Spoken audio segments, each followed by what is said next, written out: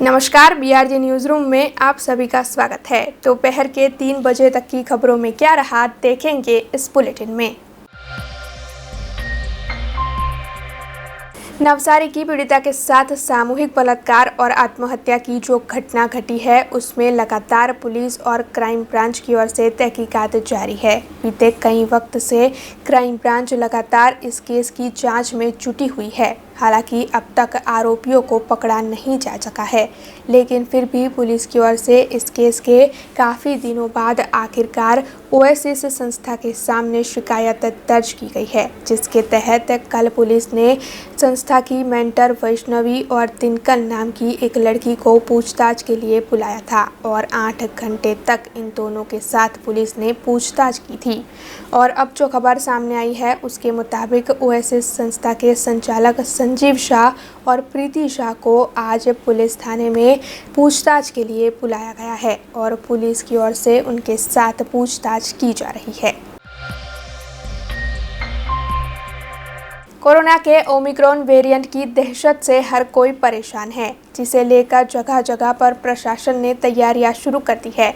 ऐसे में वडोदरा शहर में भी कोत्री अस्पताल प्रशासन की ओर से ओमिक्रॉन वेरिएंट के सामने लड़ने के लिए तैयारियां शुरू कर दी गई है, जिसके तहत कोत्री अस्पताल में ऑक्सीजन प्लांट का ट्रायल शुरू कर दिया गया है। दरअसल 20 बेड का ओमिक्रॉन वार्ड यहां पर खड़ा किया गया है और इस वक्त अस्पताल में 16 टन ऑक्सीजन टैंक रिजर्व की गई है। इसके साथ ही जो बंद पड़े हुए 10 ऑक्सीजन प्लांट है उनके ट्रायल अब लिए जाने वाले हैं, जबकि 170 ऑक्सीजन के छोटे छोटे बॉटल है और 64 ऑक्सीजन के बड़े बॉटल भी मौजूद है। साथ ही 36 ऑक्सीजन बॉटल को रिजर्व में रखा गया है। इस पूरे मामले को लेकर कोत्री अस्पताल के डॉक्टर हितेश राठौड़ ने ज़्यादा जानकारी दी है। हाल पूरतो આપણે ઓમિક્રોનને ધ્યાનમાં લક્ષીને અલગથી એનો વોર્ડ પણ બનાવેલો છે અને એના માટે સેપરેટ આપણે ઓક્સિજન ટેન્ક છે જે ચાલુ કરીને આપણે ટ્રાયલ બી બતાવ્યો છે અને હાલ જેમ જેમ ઓક્સિજનની રિક્વાયરમેન્ટ વધે છે તેમ તેમ આપણે પ્લાન્ટ ચાલુ કરીશું। આપણી જોડે અત્યારે બધી વ્યવસ્થા છે। તદુપરાંત આપણી જોડે 7 થી 8 ટન ઓક્સિજન જનરેટ થાય એવી કેપેસિટી છે, તેમજ 64 જેટલા જમ્બો સિલિન્ડર છે, 170 જેટલા નાના સિલિન્ડર છે અને 35 જેટલા સિલિન્ડર સ્ટેન્ડ બાય રાખેલા છે, જેથી કરીને ઓચિંતા કેસ વધશે તો આપણે એને પહોંચી વળીશું। હાલ પૂરતા આપણે 20 બેડ રાખ્યા છે અને ICU 2 તરીકે અને બીજા સ્ટેન્ડ બાય આપણે તૈયારી રાખેલી છે। જરૂર પડશે તો આપણે એને પણ વધારી શકીશું। આપણી કેપેસિટી જેમ સેકન્ડ વેવ હતો અને જે રીતે આપણે દરેક પરિસ્થિતિને પહોંચી વળ્યા હતા એ જ પરિસ્થિતિ આપણે તૈયારી રાખીશું। वडोदरा शहर में 6 दिसंबर से 25 दिसंबर तक अटल स्वच्छता अभियान को आयोजित किया जा रहा है, जिसके तहत आज वार्ड नंबर 2 में जागरूक कॉरपोरेटर महावीर सिंह राजपुरोहित की अगुवाई में स्वच्छता अभियान को आयोजित किया गया। अटल स्वच्छता अभियान के तहत मारू वडोदरा स्वच्छ वडोदरा सफाई अभियान की शुरुआत करवाई गई है, जिसके तहत अलग अलग इलेक्शन वार्ड में सफाई अभियान आयोजित किया जा रहा है। उसी के चलते आज वार्ड नंबर 2 के कॉरपोरेटर महावीर सिंह राजपुरोहित की अगुवाई में समा इलाके की विभिन्न सोसाइटियों के निवासियों को कचरे से जुड़ी जो भी परेशानियां होती है उसे दूर करने की कोशिश की गई। उसी के तहत वहीवटी वार्ड नंबर 7 के अधिकारियों को बुलाकर महावीर सिंह राजपुरोहित की ओर से कचरे की सफाई करवाई गई। इस मौके पर समा के स्थानीय भी जुड़े और सभी स्थानीयों की ओर से महावीर सिंह राजपुरोहित का धन्यवाद अदा किया गया। गार्बेज डस्ट स्पॉट जे छे कचरानो स्पॉट આપણે આપણી જાતે જ નક્કી કરી લીધું અને એને કચરાનો સ્પોટ તરીકે ઉપયોગ કરવાનો ચાલુ કરી દીધો। આવતા જતા બધા જ અહીં કચરો નાખી જાય છે।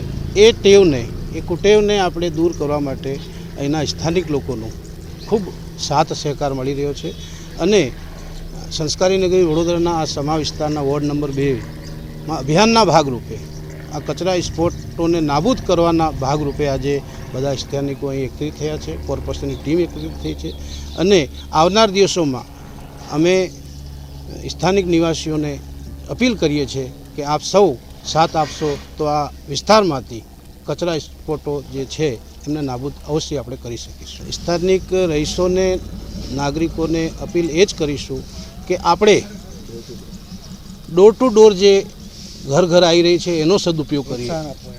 એને પ્રોત્સાહન આપીએ. દરેક સોસાયટીના દરેક ઘરના દરવાજે કોર્પોરેશન તરફથી ડોર ટુ ડોરની વ્યવસ્થા કરવામાં આવેલી છે. એનું ફિક્સ ટાઈમિંગ કરવામાં આવેલું છે. એને આપણે ઉપયોગ કરીએ અને આ રોડ ઉપર કચરો નાખવાનું આપણે સ્વૈચ્છિક રીતે પોતે બંધ કરીએ અને સાથેના લોકોને પણ આપણે સમજાવીએ કે ભાઈ આ કચરો નાખવાનો આપણે રોડ ઉપર બંધ કરીએ તો જ આ સ્પોટ નાબૂદ થશે. હા, આ છે ને TP11 ગાર્ડનની નજીક મંગલમૂર્તિ પાર્ટી પ્લોટની સામે અને સનફ્લાવર એપાર્ટમેન્ટની બાજુનો સ્પોટ છે. ઘણા વર્ષોથી અહીંયા આમ જનતા અહીંયા કચરો નાખી રહ્યા છે. ઓપન સ્પોટ છે એટલે માટે દરેકને એમ થાય છે કે અહીંયા કોઈ રહેતું નથી તો અહીંયા બધા કચરો નાખી રહ્યા છે. હવે ઘણા વખતથી અમે આ મુવમેન્ટ્સ ઉપાડી પછી અમને એક વખત અહીંયાના કાઉન્સિલર કોર્પોરેટર મહાવીરસિંહ રાજપૂત સાહેબ એમનો અમે કોન્ટેક્ટ કર્યો અને એ કોન્ટેક્ટ કરવાને કારણે હવે ઘણા બધા આજુબાજુના રહીશોને પણ જનજાગૃતિ લાવી દીધી. હવે અમે લોકો એને સ્વચ્છતા અભિયાન તરીકે ઉપાડ્યું છે. આ સ્પોટને પરમેનન્ટના હિસાબે અમે એને ક્લીન કરવા માગી રહ્યા છે. મહાવીર સાહેબે અહીંના જે આપણા અધિકારીઓ છે કોર્પોરેશનના કે જે લોકો બહુ સરસ કામ કરે છે, રેગ્યુલર કામ કરે છે, પણ સમહાવ એ પરમેનન્ટ બેઝ પર નથી થતું. કારણ કે કચરો તો ઉપાડવામાં આવે, ડોર ટુ ડોરવાળા લઈ જાય, પણ પછી પાછા આમ જનતા પછી ત્યાંનું ત્યાં નાખી દે છે. આ અને કંટ્રોલ કરવા માટે અને પરમેનન્ટલી અને ક્લિયર કરવા માટે આજે અમે બધા સૌ એકઠા થયા છે. બધા કોર્પોરેશનના સ્ટાફ તરફથી, ઓફિસરો તરફથી, મહાવીરભાઈ તરફથી બધાનું કોઓપરેશન છે. અમે વિશ્વાસ કરીએ છીએ કે અમારે આજુબાજુના રહીશો, આજુબાજુની સોસાયટીના પ્રમુખો અને બધાને અમે ઇન્વોલ્વ કરીશું અને બધાને અહીંયા ઓપન સ્પોટ પર કચરો ના નાખે એના માટેની વિનંતી કરીશું અને કોર્પોરેશન તરફથી એનો પૂરો સપોર્ટ લઈશું. હું ડૉક્ટર રાકેશ શાહ છું, ફિઝિશિયન છું, ઘણા વર્ષોથી અહીં સમામાં પ્રેક્ટિસ કરું છું.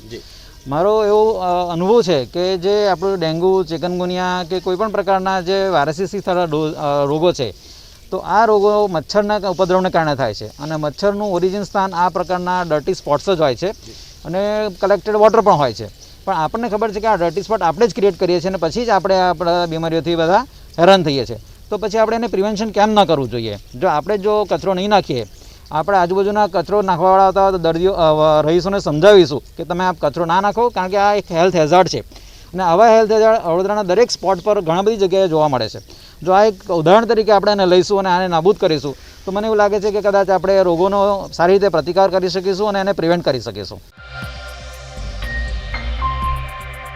वडोदरा के सेवासी इलाके से आग लगने की घटना की एक खबर सामने आई है। दरअसल सेवासी में SBI बैंक का ATM मौजूद है, जहां पर कल रात अचानक ही भीषण आग लग गई। वैसे आग लगने की वजह से सायरन बजा और उसकी वजह से आसपास के निवासियों को आग लगने की घटना की जानकारी मिली। उसके चलते सभी निवासी इकट्ठा हो गए और दमकल विभाग को घटना की जानकारी दे दी गई। ऐसे में दमकल विभाग की टीम मौके पर पहुंची और दमकल विभाग की टीम ने आग पर काबू पा लिया। हालांकि घटना में ATM पूरी तरीके से जलकर खाक हो गया और लाखों की नकद भी जल गई होने की आशंका इस वक्त जताई जा रही है। हालांकि तहकीकात अब भी जारी है और इस वक्त जो पता चल रहा है उसके मुताबिक आग शॉर्ट सर्किट की वजह से लगी थी, लेकिन फिर भी इस मामले में तहकीकात जारी है। जूनियर रेजिडेंट डॉक्टर्स की ओर से बीते कई वक्त से सरकार के सामने अपनी पड़तर मांगों को लेकर विरोध प्रदर्शित किया जा रहा है। ऐसे में इन डॉक्टर्स की ओर से OPD की सेवाएं और इमरजेंसी सेवाओं को बंद कर दिया गया है। हालांकि सीनियर डॉक्टर्स अब भी अपनी सेवाएं दे रहे हैं, जिसके चलते मरीजों को कोई दिक्कत नहीं हो रही है, लेकिन फिर भी जूनियर डॉक्टर्स की ओर से लगातार विरोध प्रदर्शन जारी है। ये सभी डॉक्टर्स नीट PG काउंसलिंग और भर्ती प्रक्रिया को तेज़ करने की मांग कर रहे हैं।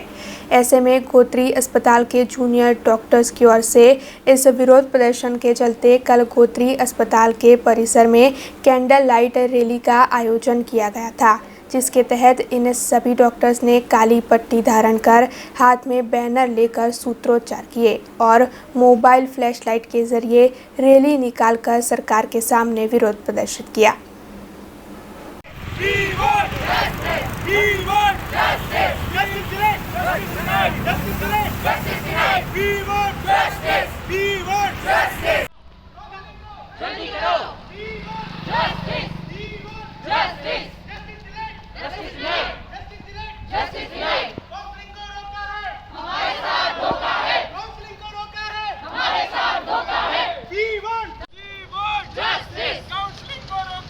हमारे साथ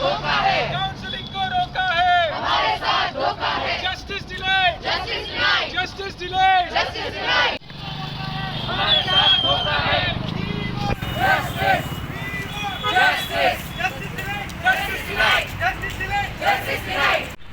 અમે GMERS ગોત્રી હોસ્પિટલમાં અમે બધા સેકન્ડ યર રેઝિડન્ટ ડૉક્ટર્સ છીએ.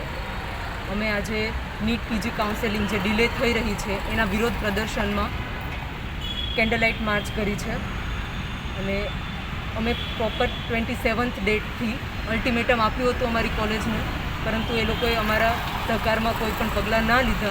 એટલા માટે અમે મજબૂર થઈ ગયા કે અમારે પ્રોટેસ્ટ પર બેસવું પડ્યું. અમે કાલથી બધી જ ઇમરજન્સી સેવાઓ બંધ કરી છે.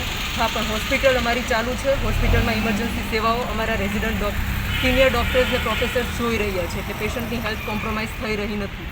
અમે માત્ર અમારો મુદ્દો પકડીને બેઠા છીએ કે નીટ PG કાઉન્સેલિંગ બને એટલી જલ્દી કરો, અથવા તો એ જો ના થાય તો એમના રિપ્લેસમેન્ટમાં અમને પૂરતા junior medical representatives doctors available कराओ. भारत सरकार के सूचना और प्रसारण प्रेस इन्फॉर्मेशन की ओर से जूनागढ़ के पत्रकारों के लिए वार्तालाप वर्कशॉप का आयोजन किया गया था, जिसमें बड़ी तादाद में जूनागढ़ के पत्रकार उपस्थित रहे. जूनागढ़ के माहिती खाता की ओर से जूनागढ़ जिले के पत्रकारों के लिए वार्तालाप वर्कशॉप का आयोजन किया गया था, जिसमें मोटिवेशनल स्पीकर जय वसावड़ा समेत कई महानुभाव उपस्थित रहे थे. साथ ही इस मौके पर जूनागढ़ के पत्रकार भी बड़ी तादाद में उपस्थित रहे थे. इस वार्तालाप वर्कशॉप के जरिए पत्रकारों को ज़रूरी मार्गदर्शन मुहैया करवाया गया. એની ઉપર જે રિઝનેબલ રિસ્ટ્રિક્શન્સની વાત છે 19(2) એ સિવાય જે IPCની અલગ અલગ કલમો છે, ડિફેમેશનની 499 થી 505 સુધીની, એ સિવાય ઇન્ફોર્મેશન ટેકનોલોજી એક્ટ 2000 છે. ત્યાર પછી ઇન્ટરમીડિયેટરીઝ માટેના જે હમણાં કેન્દ્ર સરકારે રૂલ્સ બહાર પાડ્યા એ છે. પછી ડિજિટલ મીડિયા એથિક્સ કોડ 2021 એ છે. RNI એક્ટ છે. RNI એટલે કે registration press and registration of books act 1867 એના શું જોગવાઈઓ છે, આની વિશે પત્રકારોને માહિતી આપવાનો એક મોટો ઉદ્દેશ આ વાર્તાલાપના કાર્યક્રમ દ્વારા આપણે રાખ્યો છે. अब खबरों से लगातार अपडेट रहना हुआ आसान. BRG न्यूज आपके मोबाइल स्क्रीन पर. आज ही BRG न्यूज की mobile app Google play store और ऐप स्टोर से डाउनलोड करें और खबरों से लगातार जुड़े रहें.